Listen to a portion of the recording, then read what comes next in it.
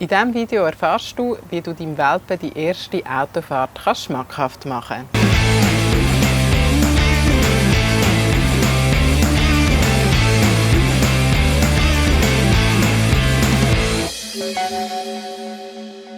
Der grosse Tag ist da. Du holst deinen Welpen beim Züchter oder im Tierheim ab. Und damit die erste Autofahrt nicht gerade zum Horrortrip wird, kannst du ein paar einfache Vorkehrungen treffen. Ich würde dir unbedingt empfehlen, auch wenn es vielleicht teilweise nicht ganz gesetzeskonform ist, dass du den Hund nicht gerade auf der ersten Fahrt hinten im Kofferraum in seine Box reinsteckst, sondern dass er bei dir sein kann. Bei meinen ersten Welpen habe ich es jeweils so gemacht, dass ich auf dem Rücksitz mitgefahren bin. Also das heisst, nimm sicher schon mal eine Person mit, die das Auto fährt, dass du dich voll und ganz auf den Welpen konzentrieren kannst. Ich habe mich dann jeweils auf den Rücksitz gesetzt mit dem Hund und habe so geschaut, dass er nicht allein ist und dass er betreut ist. Jetzt, wo wir den Eidu abholen, hat uns der Züchter einen anderen Tipp gegeben und ich habe gefunden, ich probiere das gerne mal aus und habe es eigentlich ganz eine gute Sache gefunden und das möchte ich euch jetzt kurz erzählen, wie wir das gemacht haben. Und zwar haben wir den Hund im Fußraum vom Beifahrersitz mitfahren lassen. Das heisst, zuerst haben wir ein Tuch dort ausgebreitet, im Fall der Fälle, dass es dem Hund halt gleich schlecht wird. Das ist übrigens etwas, warum viele Leute den Hund nicht im Fußraum mitnehmen, weil sie Angst haben, dass dem Hund schlecht wird. Man darf aber nicht unterschätzen, wenn der Hund rausschauen kann, kriegt er extrem viele Informationen und das kann auch dazu führen, dass die Reizüberflutung, dass es ihm da im sprichwörtlichen Sinn dann schlecht wird. Im Fußraum hat er keine Informationen, ist er quasi isoliert und kriegt nicht mit, was draussen für Bilder an ihm vorbeiziehen. Wir haben also den Fußraum mit einem Tuch ausgestattet und um ihm eben die erste Fahrt so richtig schmackhaft zu machen, haben wir so einen grossen Gelenkknochen bekommen aus der Metzgerei und den hat der Eidu dann bekommen, als er eingestiegen ist ins Auto. Er hat dann auch die ganze Fahrt wie wild auf dem Knochen umeinander gebissen und hat sich eigentlich sichtlich wohl gefühlt. Und es war eine sehr, sehr entspannte Heimfahrt gewesen. Es ist ihm auch nicht schlecht geworden und darum würde ich das auch bei meinem nächsten Hund wieder so machen.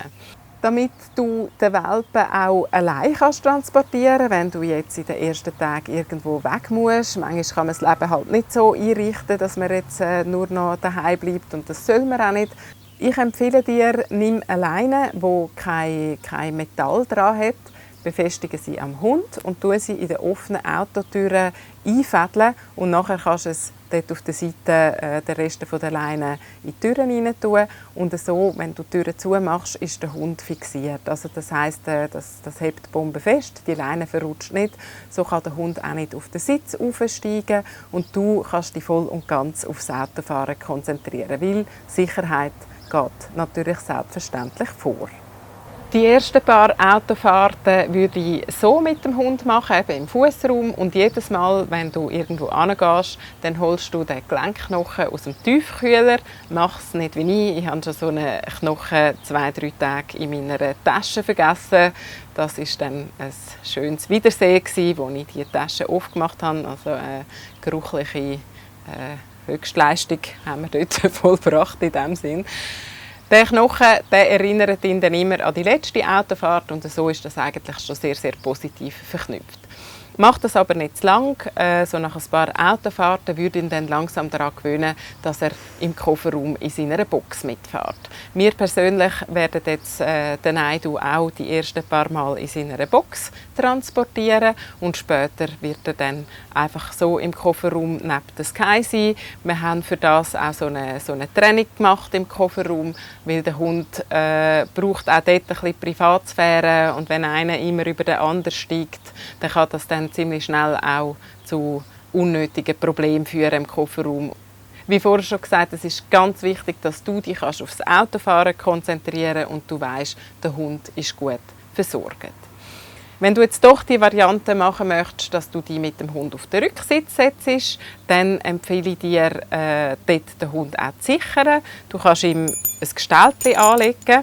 Das funktioniert natürlich vor allem dann, wenn der Hund das vielleicht bereits schon gewöhnt ist vom Züchter oder vom Tierheim.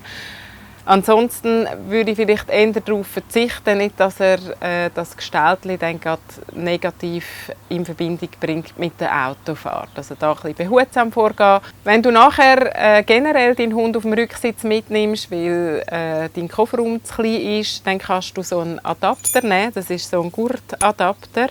Den kannst du ganz einfach am Gestellchen befestigen und da wirklich nicht den Hund am Halsband befestigen. Weil wenn du aus irgendeinem Grund einen Vollstopp reissen musst, dann kann das lebensgefährlich werden für den Hund.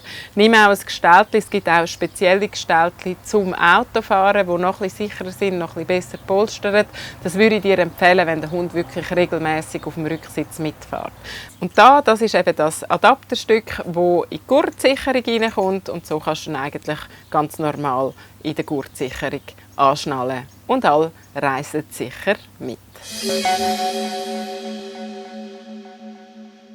Du weisst ja, bei der Hundeerziehung geht es um 5 Sachen. Es geht um Planung, um Timing, Ausdauer, Konsequenz und immer auch eine Prise Humor.